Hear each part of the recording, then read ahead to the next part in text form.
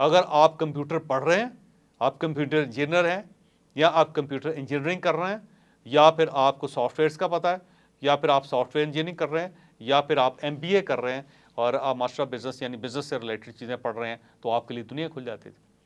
तो उस ज़माने में ये दोनों फील्ड्स जो थी, जिसमें मैनेजमेंट और साथ साथ ये जो कंप्यूटर साइंसेज है, तो ये उस ज़माने की साइंसेज थी, उस ज़माने के प्रोफेशंस थे। तो उस वक्त आपने देखा कितनी नई यूनिवर्सिटियाँ बनी, कितने लोगों ने ये आर्ट सीखा, कितने लोगों ने डिग्रियाँ ली और कितनी ज़बरदस्त और मज़े की खुशहाल ज़िंदगी गुजारी उन्होंने। उसके बाद जो आज का दौर है, ये दौर मुख्तलिफ है। इस दौर में सोशल मीडिया जो है ना वो पीक पे है। इस वक्त दुनिया की 47% दौलत जो है वो सोशल मीडिया के ऊपर है।